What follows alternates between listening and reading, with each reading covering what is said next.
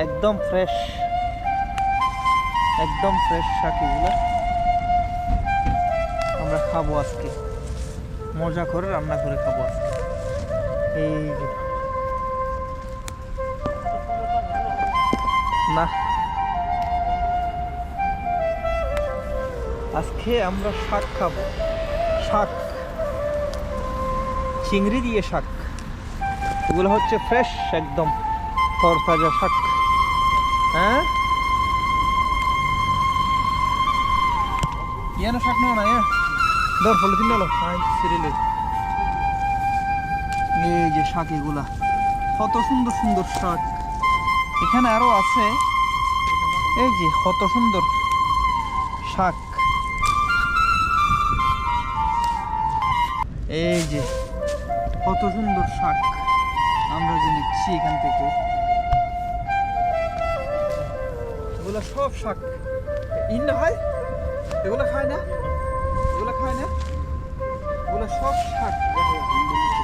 এগুলা সর্ষে শাক, এগুলো তো ফুল, বেগুন ফুল, পাতা লাগিম জানো নাকি ফুলও। এই যে শাক, সরিষা শাক, এগুলাকে বলে সরিষা শাক। আমাদের বাঙালিরা বেশি খায় আর কি। এগুলো খাইতে নাকি অনেক মজা। দেখি আজকে এগুলা শাকের ফুলগুলা খাইয়ে দেখি আজকে কেমন স্বাদ, আজকে খাইয়ে দেখবো, তারপর আপনাদেরকে জানাবো আর কি। এগুলো রান্না সহ আপনাদেরকে আমি এগুলো কিভাবে খাইতে হয়, কিভাবে কি করতে হয় সব দেখাবো আজকে আমি। এগুলো অনেক অনেক টেস্ট, এগুলোর স্বাদই আলাদা। জীবনে আছে কি, জীবনে আর আছে কি, এগুলাই তো আসল মজা। এই যে বাগান থেকে, নিজের ক্ষেত থেকে শাক নিয়ে যে খাইতে কত আরাম, কত যে সুখ, এগুলো আপনারা যারা শাকের ক্ষেত আছে তারাই বলতে পারবেন ভালো কি পরিমাণ আনন্দের বিষয় একটা। এই যে কত সুন্দর শাক,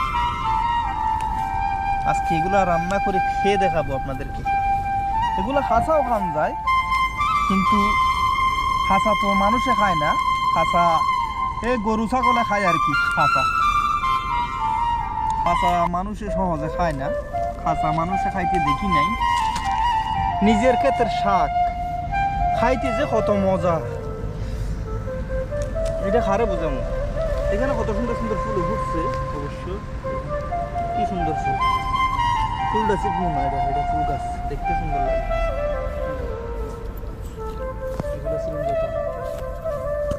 ওকে, আমরা প্রায় 1 পলিথিনের মতো নিয়ে নিয়েছি। এই যে দেখেন, প্রায় পলিথিনে, অনেক পলিথিনে ভরে গেছে, প্রায় অনেক হয়েছে।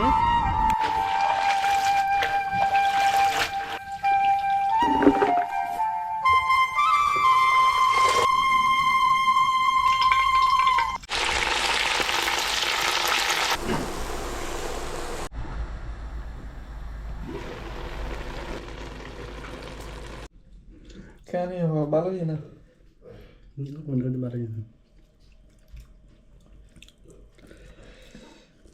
বাহ বেশি মজা।